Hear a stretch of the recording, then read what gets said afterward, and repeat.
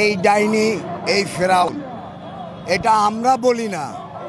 আজকে যারা এই রাস্তায় থেকে হাজার হাজার ছাত্র জনতা, অভিভাবক, আবু সাঈদ মুগ্ধ, শান্ত, এদেরকে বলার কোনো কিছু নেই। এরা হচ্ছে শহীদের আত্মা। মহান রব্বুল আলামিন এই অপশাসনের বিরুদ্ধে, খুনি হাসিনা, শেখ হাসিনার বিরুদ্ধে তারা রাস্তায় নেমে এসেছে। সেই জায়গা থেকে একটি কথা বলতে চাই, সেটি হচ্ছে শুধুমাত্র ছাত্রদের আন্দোলন নয়। আমরা অভিভাবক, আমার সন্তান, ছেলে মেয়ে রাস্তায় নেমেছে। এই অভিভাবক যদি চিন্তা করতে যান, সেই সুদূর ৭,০০০ মাইল দূরে আমার নেতা দেশ নায়ক তারেক রহমান, তার আদেশ নির্দেশেই আমি অভিভাবক রাস্তায় নেমেছি। আমাদের দেখা দেখে বাংলাদেশ জাতীয়তাবাদী দল ওদের সাথে ঢাল হিসাবে সামনে থেকে এই বাংলাকে পুনর্জীবিত করেছে। স্বায়ত্ত শাসন প্রতিষ্ঠিত হবে ইনশাআল্লাহ। এখন আমাদের একটি কথা, সেটি হচ্ছে আজকে সারা দেশে যা হচ্ছে সেই ব্যাপারে অনেক সুশীল সমাজ কথা বলছে। শেখ মুজিবের মূর্তি বানানোর জন্য ৪০০ কোটি টাকা গিয়েছে আমার আপনার ট্যাক্সের টাকায়। আমার আপনার ট্যাক্সের টাকায় আজকে ১ লক্ষ কোটি টাকা বিদেশে পাচার হয়েছে। সুশীল সমাজ তখন আপনারা কোথায় ছিলেন? দেশ নায়ক তারেক রহমান একটি কথা বলেছিল, শেখ হাসিনা খুনি, শেখ হাসিনা তুমি সাবধান হও, তোমার অবস্থা শ্রীলঙ্কার রাজপ্রাসাদের মতো হবে।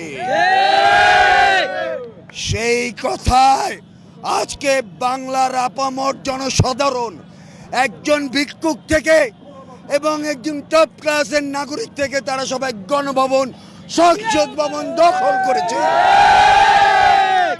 আমাদের ট্যাক্সের কথায় আজকে রেমিটেন্স যোদ্ধারা সারা পৃথিবীর থেকে ১ কোটি ১০ লক্ষ রেমিটেন্স যোদ্ধা।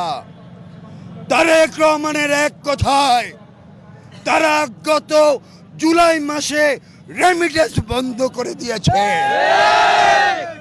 কার জন্য? তারেক রহমানের ভাষায় তারেক রহমান হচ্ছে আগামীর বাংলাদেশের গর্ব, দেশ গর্ব তারেক রহমানের নেতৃত্বে। সুশীল সমাজকে বলতে চাই, যে কোনো বিপ্লব আন্দোলনে মায়ের প্রসূতি বেদনা যেটা হয়, ঠিক তদ্রূপভাবে আজকে দেশ জয় হয়েছে, আজকে বাংলাদেশ প্রসূতি বেদনায় আছে।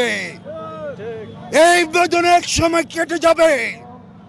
আমি, আপনি, অভিভাবক, কৃষক, শ্রমিক, জনতা, ছাত্ররা এই বাংলাদেশকে, এই নতুন বাংলাদেশকে ইনশাআল্লাহ তারেক জিয়ার সাথে মিলে আমরা দেশ গর্ব ইনশাআল্লাহ। আমাদের সারা বাংলাদেশের জাতীয়তাবাদী দলের নেতা, কর্মী, সমর্থক, আগে বলেছি আওয়ামী লীগের কয়জন নেতা কর্মী বাদ দিলে সব বিএনপি সমর্থক।